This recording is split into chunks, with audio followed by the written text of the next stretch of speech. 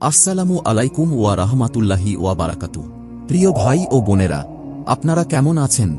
আমি আজ এমন একটি বিষয় নিয়ে কথা বলতে চাই যা আমাদের সবার জীবনের সাথে গভীরভাবে জড়িত, তা হল বুদ্ধিমত্তা। বুদ্ধিমত্তা আল্লাহর দেয়া এক বিশেষ নেয়ামত, আর তাঁর দেওয়া এই গুণ আমাদের সত্য বুঝতে, সঠিক আর ভুলের মধ্যে পার্থক্য করতে এবং সঠিক পথে চলতে সাহায্য করে। কিন্তু বুদ্ধিমত্তা কি শুধু পরীক্ষায় ভালো ফল করা বা বড় বড় ডিগ্রি অর্জন? একেবারেই না।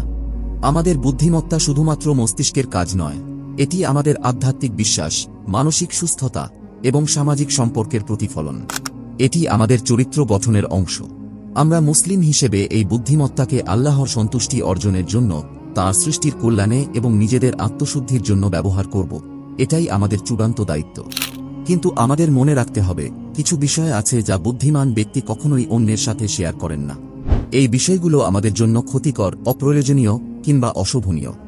আজ আমি এমন 7টি বিষয়ে কথা বলবো যা একজন সচেতন মানুষ নিজের মধ্যেই রাখেন এবং সেগুলো শেয়ার না করে নিজেকে সুরক্ষিত রাখেন। 1. নিজের পাপ এবং ভুল ত্রুটি। আমাদের জীবনে এমন অনেক সময় আসে যখন আমরা নিজের ভুল ত্রুটি অন্যের কাছে প্রকাশ করে হালকা হতে চাই। তবে একজন বুদ্ধিমান মানুষ জানেন যে এটি একেবারেই সঠিক পথ নয়। আল্লাহ আমাদের ভুল গোপন রাখেন, এটি তাঁর পক্ষ থেকে একটি দয়া। আমাদের উচিত এই গোপনীয়তাকে সম্মান করা। নিজের ভুল প্রকাশ করলে মানুষ সমালোচনা করবে, অবজ্ঞা করবে এবং আমাদের প্রতি তাদের বিশ্বাস হারাবে। এছাড়া এটি আমাদের নিজেকেই আরও দুঃখ, লজ্জা এবং হতাশার মধ্যে ফেলবে। পবিত্র কুরআনে আল্লাহ বলেন, হে মুমিনগণ, অনুমান থেকে দূরে থাকো। কিছু অনুমান পাপ এবং গুপ্তচর বৃত্তি করো না বা একে অপরের নিন্দা করো না। তাই আমাদের উচিত আল্লাহর কাছে ক্ষমা চাওয়া এবং নিজের ভুল শুধরে নেওয়া। অন্যের পাপ বা ভুলের ব্যাপারেও সাবধান থাকা জরুরি। কারো ভুল প্রকাশ করে আমরা যদি তার সম্মানহানি করি, তবে তা আমাদের চরিত্রের দোষ এবং অহংকারের পরিচয় দেয়। রাসূলুল্লাহ সাল্লাল্লাহু আলাইহি ওয়াসাল্লাম বলেছেন, যে ব্যক্তি একজন মুসলিমের পাপ গোপন রাখবে, আল্লাহ কিয়ামতের দিন তার পাপ গোপন রাখবেন। তাই আমরা যদি সত্যিই বুদ্ধিমান হতে চাই, তবে নিজেদের পাপ এবং ভুল অন্যের সামনে প্রকাশ করা থেকে বিরত থাকতে হবে। আমরা আল্লাহর কাছে তওবা করব এবং অপরকে সুন্দরভাবে পরামর্শ দিয়ে সাহায্য করব। 2. নিজের গোপন কথা এবং পরিকল্পনা। জীবনে কিছু কথা এবং পরিকল্পনা এমন থাকে যা কেবল আমাদেরই জানা উচিত। এগুলো শেয়ার করা অনেক সময় বিপদ ডেকে আনতে পারে, কারণ আমাদের চারপাশের সবাই আমাদের ভালো চায় না। আল্লাহ আমাদের সতর্ক করেছেন, তোমরা তাদের অনুসরণ করো না যারা অনুমান ও মিথ্যা প্রচার করে। যখন আমরা আমাদের গোপন পরিকল্পনা প্রকাশ করি, তখন অন্যরা আমাদের ক্ষতি করার সুযোগ পায়। কেউ ঈর্ষা করতে পারে, কেউ তা নষ্ট করার চেষ্টা করতে পারে। তাছাড়া এই কথাগুলো প্রকাশ করলে আমাদের নিজের আত্মবিশ্বাস কমে যেতে পারে এবং আমরা লক্ষ্যে পৌঁছানোর আগেই হাল ছেড়ে দিতে পারি। তাই একজন বুদ্ধিমান ব্যক্তি তাঁর গোপন কথা নিজের কাছে রাখেন। তিনি আল্লাহর উপর ভরসা করেন এবং নিশ্চিন্ত থাকেন যে আল্লাহই সর্বোত্তম সহায়ক এবং পরিকল্পনাকারী। 3. ব্যক্তিগত এবং পারিবারিক বিষয়। আমাদের জীবনে ব্যক্তিগত এবং পারিবারিক বিষয়গুলো খুবই সংবেদনশীল। এগুলোকে অন্যদের সাথে শেয়ার করা অনেক সময় অপ্রয়োজনীয় সমস্যা সৃষ্টি করে। একজন বুদ্ধিমান ব্যক্তি জানেন যে পারিবারিক বিষয়ে গোপনীয়তা রক্ষা করা কতটা গুরুত্বপূর্ণ। আল্লাহ বলেন, হে মুমিনগণ, কেউ যেন অন্য কাউকে উপহাস না করে, কারণ তারা উপহাস করার লোকদের চেয়ে ভালো হতে পারে। যখন আমরা নিজেদের পারিবারিক সমস্যা অন্যদের সামনে তুলে ধরি, তখন সেটা কেবলই গুজবের বিষয় হয়ে দাঁড়ায়। কেউ আমাদের সমস্যার সমাধান করতে পারবে না, বরং সমালোচনা, অপমান এবং অনাকাঙ্ক্ষিত পরামর্শের ঝড় বইবে। এই ধরনের আচরণ আমাদের পরিবারকে আরও দূরে সরিয়ে দিতে পারে এবং নিজেদের সম্পর্কের মধ্যে ফাটল ধরাতে পারে। অন্যদিকে আমাদের পারিবারিক বিষয় গোপন রাখা আমাদের প্রতি অন্যদের শ্রদ্ধা বৃদ্ধি করে। এটি আমাদের সম্পর্কগুলো আরও মজবুত করে এবং পারিবারিক শান্তি রক্ষা করে। যদি কোনো গুরুতর পরামর্শের প্রয়োজন হয়, তবে তা এমন ব্যক্তির কাছ থেকে নেওয়া উচিত যিনি বিশ্বাসযোগ্য এবং আমাদের কল্যাণ চান। তাই একজন বুদ্ধিমান মানুষ ব্যক্তিগত এবং পারিবারিক বিষয় গোপন রাখেন। তিনি এসব বিষয়ে শান্ত, দায়িত্বশীল এবং বিবেচনাপ্রসূত আচরণ করেন। 4. নিজের জ্ঞান এবং প্রজ্ঞা। জ্ঞান এবং প্রজ্ঞা আল্লাহর একটি অমূল্য দান। এগুলোকে শেয়ার করা যেমন কল্যাণের কারণ হতে পারে, তেমনি ভুল পরিস্থিতিতে শেয়ার করলে তা হতে পারে ক্ষতির কারণ। আল্লাহ বলেন, তোমরা যা জানো না তা নিয়ে অনুসন্ধান করো না। কিয়ামতের দিন তোমাদের কান, চোখ এবং হৃদয় সম্পর্কে প্রশ্ন করা হবে। জ্ঞান শেয়ার করা মহানুভতা এবং কৃতজ্ঞতার প্রকাশ। যখন আমরা জ্ঞান সঠিকভাবে শেয়ার করি, তা অন্যদের উপকার করে, তাদের জাগ্রত করে এবং তাদের অনুপ্রাণিত করে। কিন্তু যখন আমরা সঠিক জায়গায় সঠিক মানুষকে সঠিক পদ্ধতিতে জ্ঞান দিই না, তখন সেটা উল্টো ক্ষতির কারণ হতে পারে। যদি কেউ শিখতে আগ্রহী হয়, তখনই তাদের সাথে জ্ঞান ভাগ করা উচিত। অন্যথায় আমাদের জ্ঞান শেয়ার না করাই ভালো। তাছাড়া আমাদের জ্ঞান শেয়ারের সময় সতর্ক থাকা উচিত, যেন আমরা আমাদের সীমাবদ্ধতা এবং ভুলগুলো বুঝি।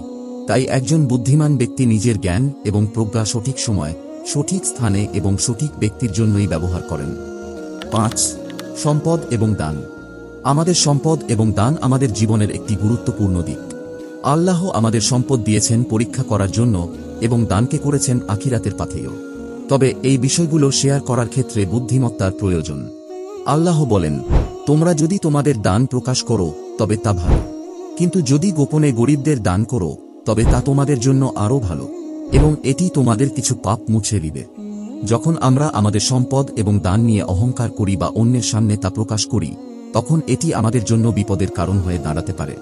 কেউ আমাদের প্রতি ঈর্ষান্বিত হতে পারে বা আমাদের কাজে বাধা দেওয়ার চেষ্টা করতে পারে। তাছাড়া এটি আমাদের দানের উদ্দেশ্যকেও কলুষিত করে, যা শুধুমাত্র আল্লাহর সন্তুষ্টির জন্য হওয়া উচিত। অন্যদিকে যখন আমরা আমাদের দান গোপন রাখি, তখন এটি আমাদের অন্তরকে আরও পবিত্র করে এবং আমাদের আল্লাহর কাছে আরও প্রিয় করে তোলে। গোপনে দান করা আমাদের অভ্যাসে বিনয়ী এবং কৃতজ্ঞতার জন্ম দেয়। তাই একজন বুদ্ধিমান ব্যক্তি নিজের সম্পদ এবং দান শেয়ার করার ক্ষেত্রে সতর্ক থাকেন। তিনি দান করেন আল্লাহর সন্তুষ্টির জন্য এবং প্রয়োজনে তা গোপন রাখেন। 6. স্বপ্ন এবং ভবিষ্যৎ পরিকল্পনা। স্বপ্ন এবং ভবিষ্যৎ পরিকল্পনা আমাদের জীবনের পথপ্রদর্শক। এগুলো আমাদের আশা জাগায় এবং লক্ষ্য স্থির করতে সাহায্য করে। তবে এগুলো সবসময় সবার সাথে শেয়ার করা উচিত নয়। আল্লাহ বলেন, যখন ইউসুফ তাঁর পিতাকে বললেন, বাবা, আমি স্বপ্নে দেখেছি 11টি তারা, সূর্য এবং চাঁদ আমাকে সিজদা করছে।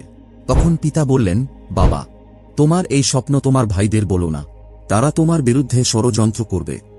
আমাদের স্বপ্ন এবং পরিকল্পনা প্রকাশ করলে তা ঈর্ষা বা ষড়যন্ত্রের শিকার হতে পারে।